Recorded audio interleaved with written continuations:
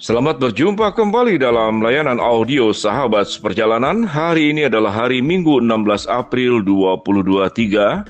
Tema renungan saat teduh kita dengan judul Kasih yang Munafik. Kasih yang munafik.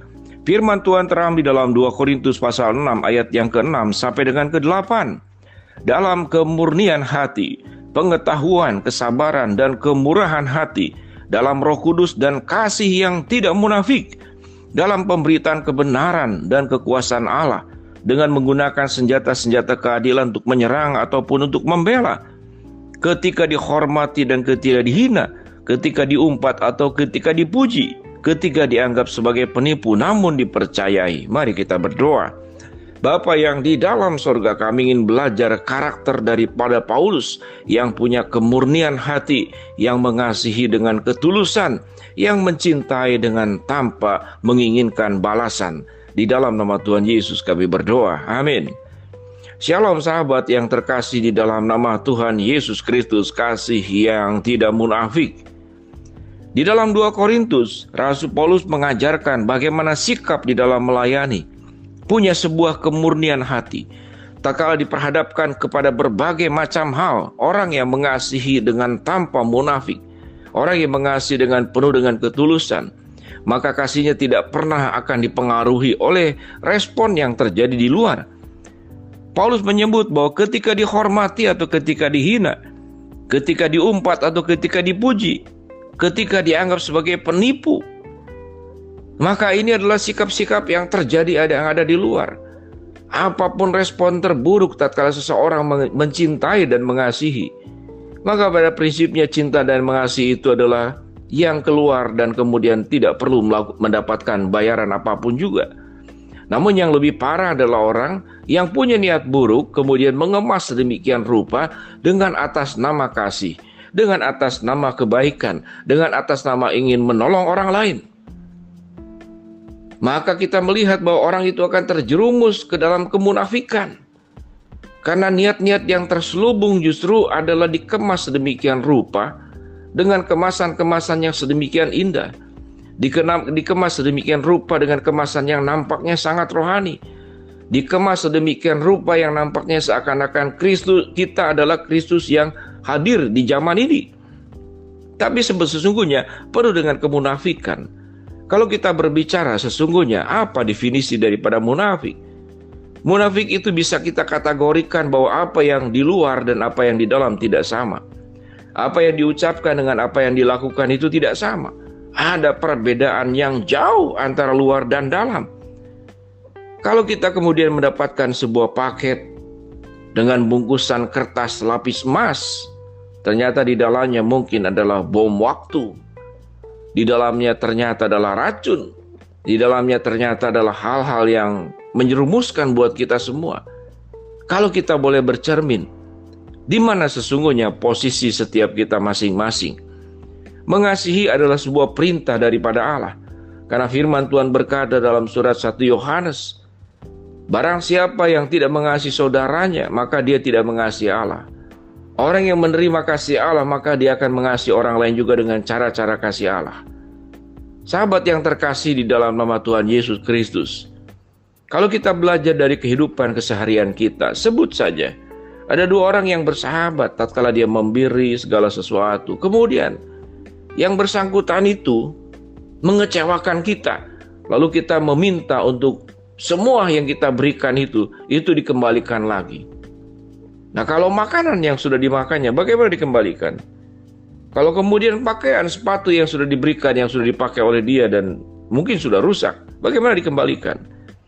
Ada peristiwa yang saya alami pribadi tatkala saya melayani di sebuah gereja. Saya tidak sebutkan tempatnya di mana. Salah seorang pengusaha itu memberikan sumbangan kepada gereja. Karena gereja saat itu sedang membangun, karena memang gedung lama sudah terlalu tua.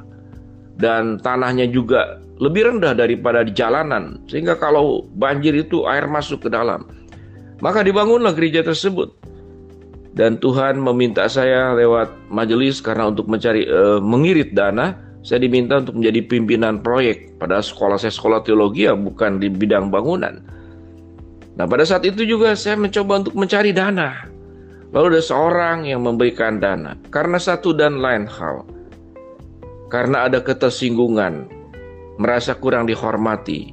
Dia spesifik memberikan dukungan sumbangan untuk genteng gereja.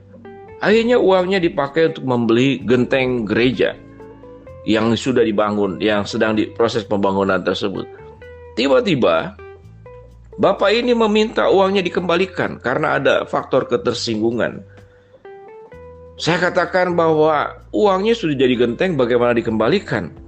Dalam hati saya, kalau gitu bapak ambil saja, silakan genteng yang sudah dipasang, sejumlah uang yang sudah diberikan, ya bawa pulang saja gentengnya. Sahabat yang terkasih di dalam Kristus, kasih yang munafik ini sungguh sangat bisa mencelakakan diri sendiri. Dan yang terutama adalah memburukkan diri sendiri. Kalau kasih yang ingin berbalas, kasih yang ingin kemudian mendapatkan timbal balik yang setimpal, maka itu bukanlah kasih. Itu adalah bisnis. Betul, dia memberikan uang, namun dia ingin mendapatkan kehormatan, atau kita sebut gila hormat. Maka kasih itu dikatakan di dalam firman Tuhan, jangan munafik.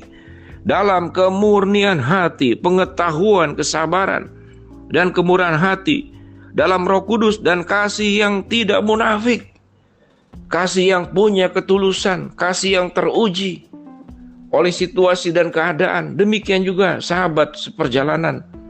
Tatkala kita mengelola rumah tangga, kita sudah memberikan yang terbaik kepada anggota keluarga kita. Beberapa itu sampai kemudian mengalami kepahitan karena merasa semua perhatian, cintanya, pengorbanan, kasihnya itu rasa dikhianati, rasa tidak diperlakukan sebagaimana mestinya. Maka sesungguhnya itu adalah kasih yang bersyarat, sekalipun mungkin bukan dalam bentuk kasih yang munafik, tapi kasih yang bersyarat. Segala sesuatu yang baik yang kita lakukan, tatkala kita menuntut balasan, pada akhirnya hal itu adalah menyusahkan diri sendiri. Kita akan mengalami rasa pahit, rasa diperlakukan tidak adil, rasa diperlakukan sewenang-wenang, rasa menyesal, apa yang kita buat ternyata tidak sesuai dengan harapan. Maka kasih pada prinsip dan dasarnya adalah pemberian yang tidak perlu dipikirkan lagi tatkala engkau sudah melepaskannya.